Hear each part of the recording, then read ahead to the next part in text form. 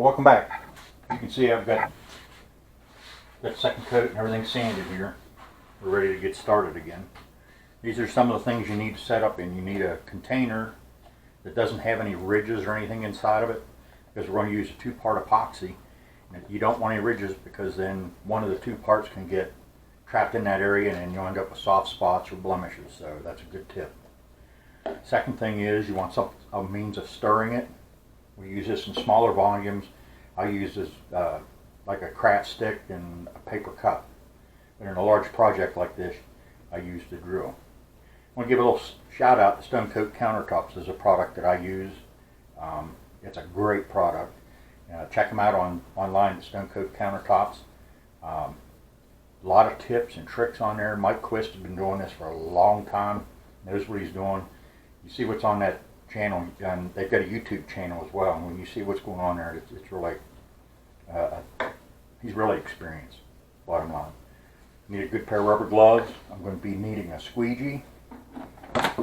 Alcohol, I always keep some isopropyl alcohol around. It's good for cleaning up your hands, some tools, and so on. And you're going to see me use a paintbrush. We use paintbrush to chop the resin to get rid of the fluid friction, so that the surface tension, so that it'll flow evenly and you get that nice flat finish. I'm going to be using plasma black mica powder, Luminite black dye, and then in the end we'll be bursting the bubbles. Anytime you mix anything, you aerate it. You end up trapping air in it, and if you just let it sit, the resin will get air bubbles in it. Destroys your whole project, so you need a good torch. You don't need a real fancy one like this. We started out with just a regular soldering torch when we first got started. So, okay, let's get started. First thing I'm going to do is I'm going to measure this. Again, it's 16.5 inches wide, and it's 59 inches long. Okay, what we normally do is we use 1 ounce of resin per square foot for our seal coats. Seal coat just eliminates any little, it fills little pockets, pores, anything in the piece. We'll do this until we don't get any more. If you have a little pocket like that, it'll leave a little vortex. You keep doing it till you get rid of the vortexes, and then you can put your top coat on. Since we have this painted, I don't anticipate a lot. But here we go. Let's get started.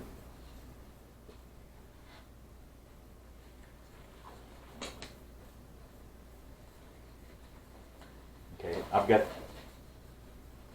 the measurements on the side of this. So I like to use part B first. It's the real fluid part. It's the hardener. It's less hard to get it off the sides when you're mixing it. Again, you want good. You want mixed very thoroughly.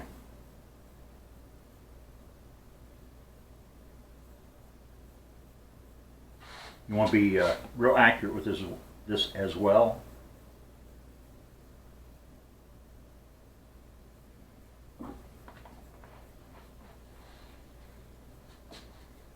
Good thing to do is as you use them, get them out away from the project. I have made errors and put two of the same inside. Don't work, trust me. All right, I want put an equal amount in here again. This is going to be more than enough. I want to mention something that I did off camera. Is I did put wax paper underneath of this so nothing sticks to the table. The other thing that I did was where these cross members are that I used to clamp it down, these ones on the side, I put some Tyvek tape between the side of the table and the piece. The last thing you want to do is get this resin in that seam between those two pieces, because it will bond it even better than glue. There's no getting it apart if you do that. Okay, getting close. This part B, or part A, is very thick. Flows very slowly. Now what I like to do is I like to start this out slow.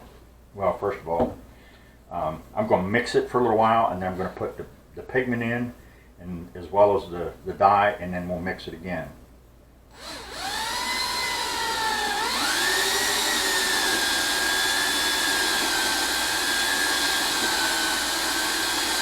When this is all said and done, I'll have mixed this probably 2 to 3 minutes. Just want to make sure you get it all off the sides. You want to get a good mix on it. And you might see that it's turning a little bit milky. That's normal. And as it gets thoroughly mixed and the two combine, it'll get clear again. I can see that I'm aerating. I see bubbles in it already. I've used this Stone Coat countertop for a long time, and I'll tell you what, it's good stuff. Made my first table with it, and we're still using it. We do river tables as well. You might want to check us out on CarolinaWoodCrafters.com. Got some of our photos and so on in there. Some other products that we make. We make Lazy Susans, serving trays, and we use this product on all of them. Really great stuff. Another thing that I really like about Stone Coats is they've got great customer support. You call them with a question, you can call them and tell them what your project and how big it is, and they'll do the calculations for you, tell you how many coats you need for your seal coat and how many ounces you need for your flood coat.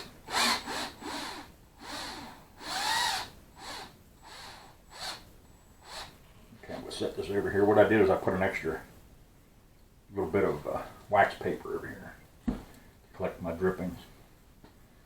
All right.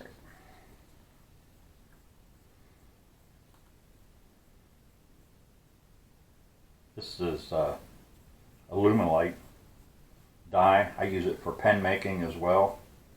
A little bit of it goes a long way. That's more than enough.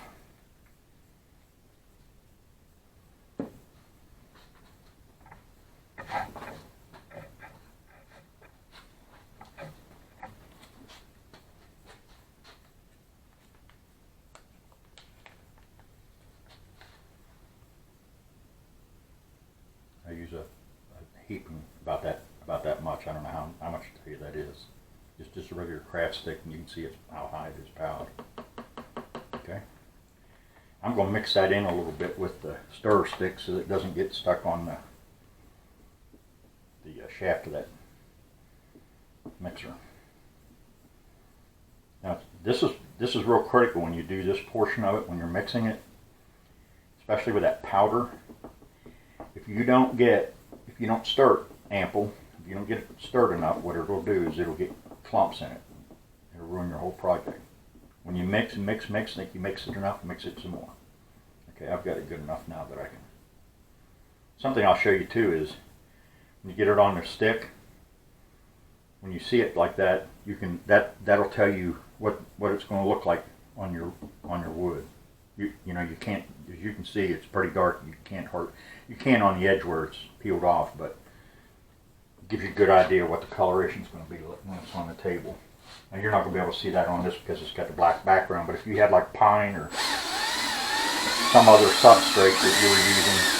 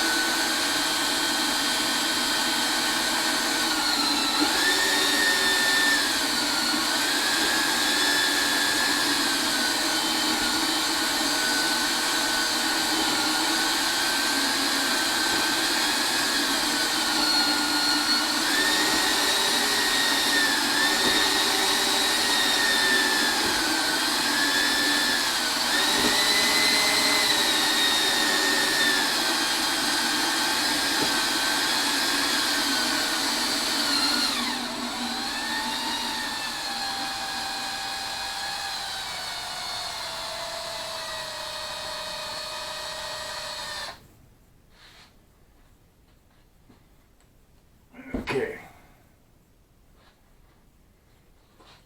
I don't know whether you can see that or not. You can see air bubbles in it. Okay. What I'm wanting with this first pour is I'm going to do 2 pours. I'm wanting to fill this area right here. And if we've got some left over, then I'm going to spread it. In fact, I'm going to mix up another bunch of it. We'll mix up a batch the same amount.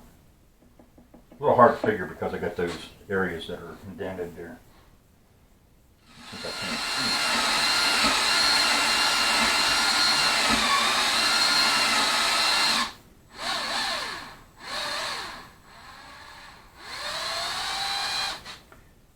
Also, when you use this, you might want to wear an apron or old clothes.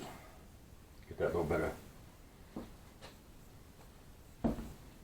I'm sure I got that on me somewhere.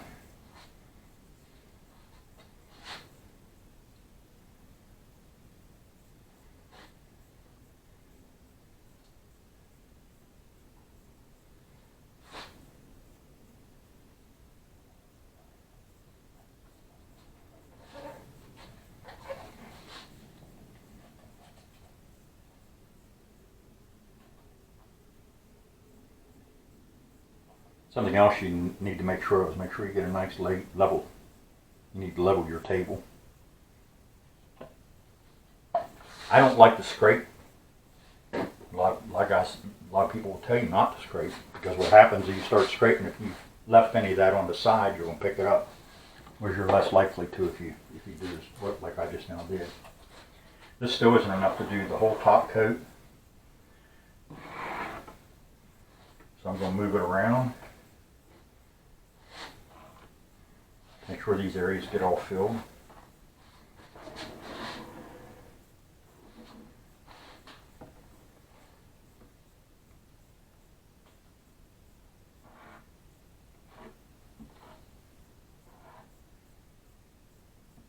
After you've done this a while, like when I do Lazy Susans and so on, I've been doing this so long, I move it around with my hand. Simply because, you get a feel and an eye for it.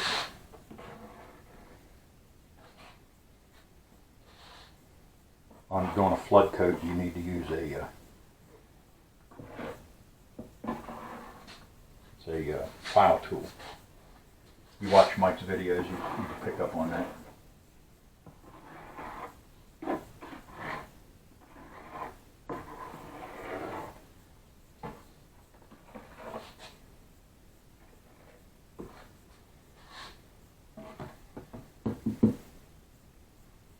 Okay, I'm going to mix up some more.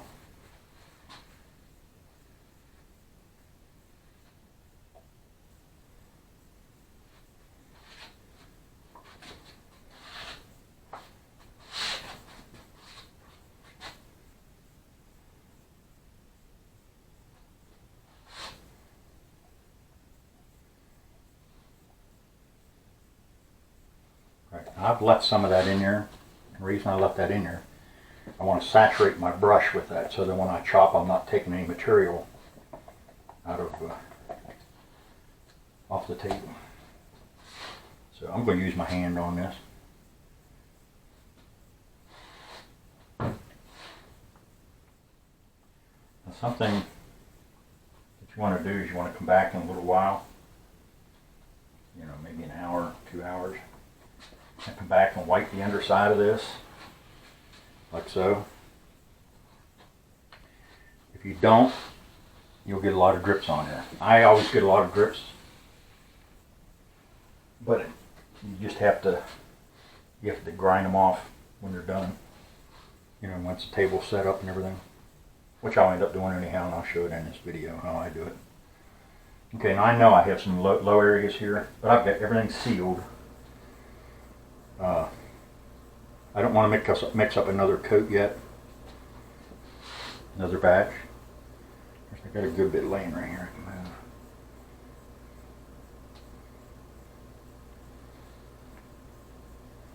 I'm not so much concerned with the center of these. I just want to make sure that they're filled up to the edges, because that center is going to get cut out of there anyhow. I left it in there deliberately so I didn't have to quart a lot of material, which I'm already doing. But if I didn't, I'd have another. I'd have to mix up probably 2 more batches.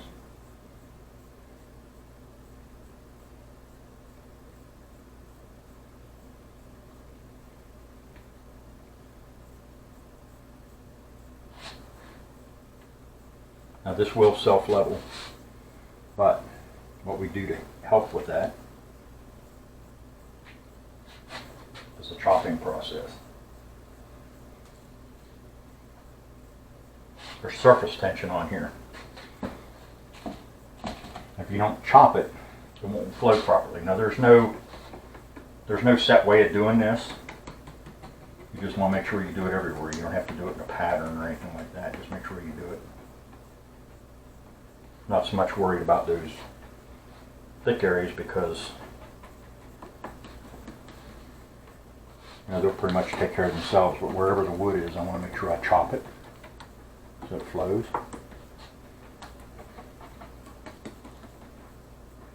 That's right here. I'm not, like I said, I'm not so concerned with that. I want to make sure these voids are filled more than anything. I've got a mess over here. I've got way too much over here.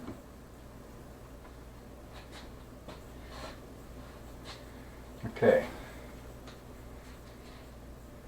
Now what I'm going to do is take a paper towel, put a little bit of this isopropyl alcohol on it.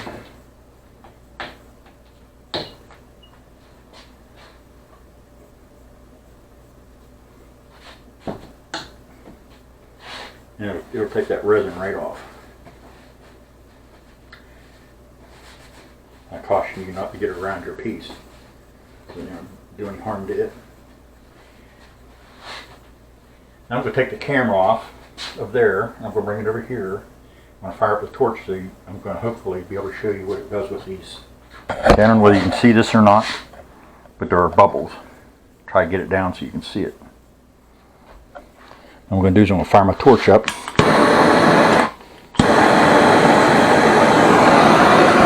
You watch and see the bubble just pop.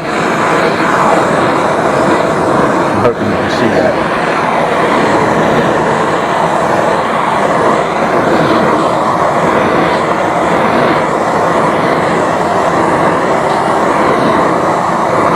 You don't want to let it sit too long.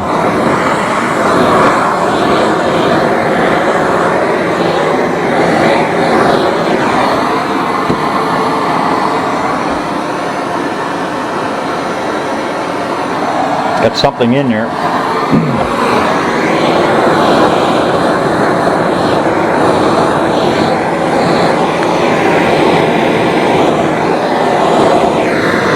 If you can see that, that's because there's a split right there. I was telling you about the vortexes. There's a little split there.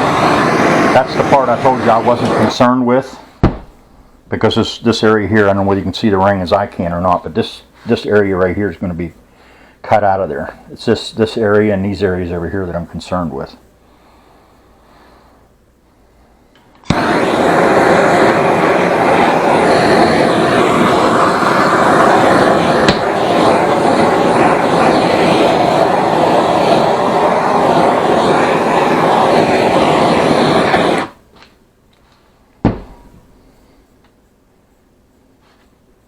Little piece of sawdust. That's something else too. When you clean this up and you sand it, you know, when I sanded that, there were some black fuzzies that came off, and I thought I got them all, but apparently I didn't. I don't have a vacuum out here, and I don't have a air hose to blow them out. So, but looks pretty good for now. Again, you know, tomorrow this will cure in about. It'll be hard surfaced in about 8 hours where you can work with it again. Now if you catch it at the right stage, you know, 6 or 8 hours, somewhere in that range, you don't need to do anything but go right over top of it, because you can, don't touch your top because you'll leave fingerprints, but what you can do is you can go underneath and touch it, and if it still feels tacky, you can go right over top. Whereas if it has a hard surface, then you want to take like a 220 grit sandpaper and lightly sand it. You're not trying to remove any material. All you're trying to do is scratch the material enough that it creates a mechanical bond. Okay, I'm going to come back out in a little bit and I'll retorch this another 15 minutes or so, and based on whether it has very many bubbles in it as to whether I'll do it again or not after that. But what I'm looking to do is get all the air bubbles out of it. At this stage, like I said, it's not real critical because I'm going to go back over top of it with another heavy coat I'm going to go over a heavy coat until we don't see these rings and these lines in here. Next one will be a good flood coat. We'll put about 4 ounces per square foot. So, and I've got some more resin on the way. So, okay, I'm back. It's been about 24 hours since I poured this. As you can see, the area is still low in these areas. This is what I was talking about before. There's little splits right here. I talked about vortexes. There's another couple back here. That's just where the materials filling in vacancies. I'm not concerned about that because if you see this, I don't know whether you can see this ring on the camera, but this is all going to come out. Same thing on that end. I talked yesterday about using 220 grit. I'm just going to lightly sand this because it's no longer tacky. So I'm just going to lightly just scratch the surface. Doesn't take a lot. You're just doing a little bonding, that's all. Mechanical bond.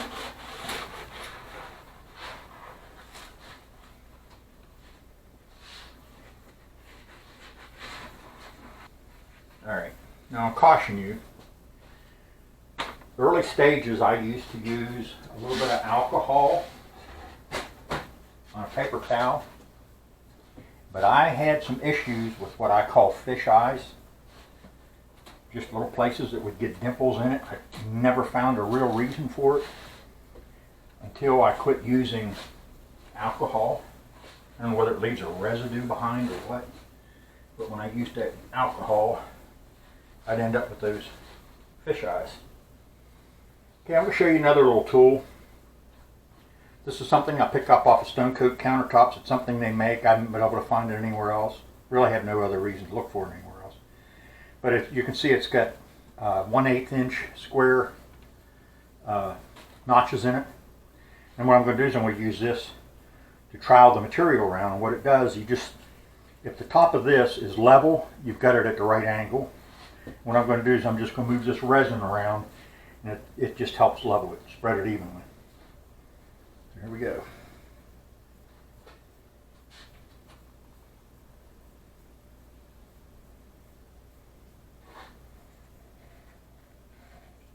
Again, I'm not going to scrape this. Simply, I don't want to pick up any unmixed material that may be left on the sides. You know, I've scraped it. I did everything possible to try to eliminate that. But okay, now I'm just going to move this. I'm going to move it out to the edge as well. I'm going to look at this. I may end up mixing some more. Simply because it's still got some low spots. Normally this would be enough. Okay, we're back. This is going to be more than enough. But I would rather have more than enough and get a good flood coat on this.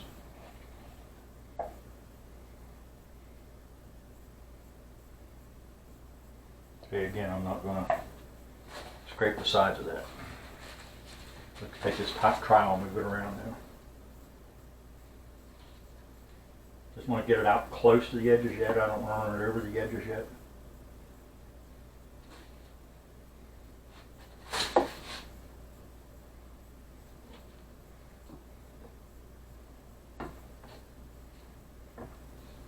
This is a very... I have more control with my hands than I do. I mean, this is a great tool to get it out evenly, but once I get to this point, I'll do pretty good just with my hands. If it's a small object, I don't even mess with the trowel. Now, I will tell you, when I get done here, I'm going to wipe this trowel off with a paper towel. But then I'm going to go back with a paper towel. You know, once I get the bulk of it off, I'm going back with a paper towel saturated with isopropyl alcohol. And that'll enable me to get that remainder off the trowel.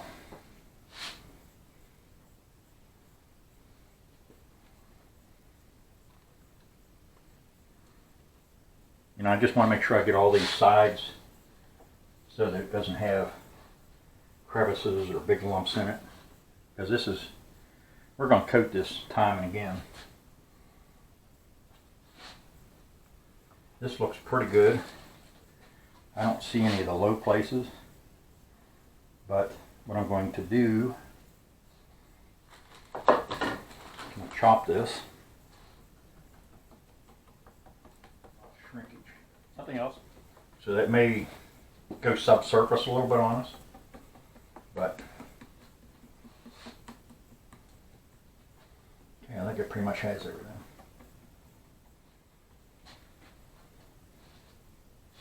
Got a bunch of spillage around this thing, but I'd rather have that than not enough.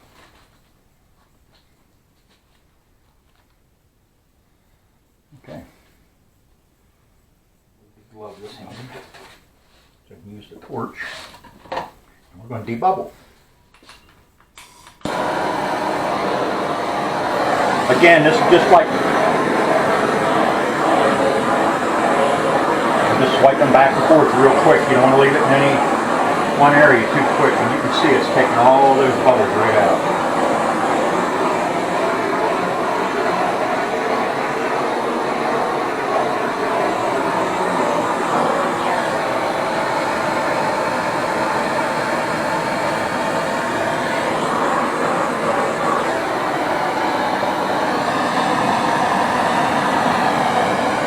Looks pretty darn good.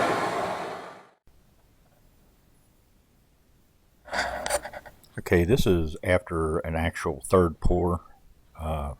You can see it's got a mirror-like finish. You can see reflections of the other items in it. You can see the marbling. At this point, this is ready to go out and repocket.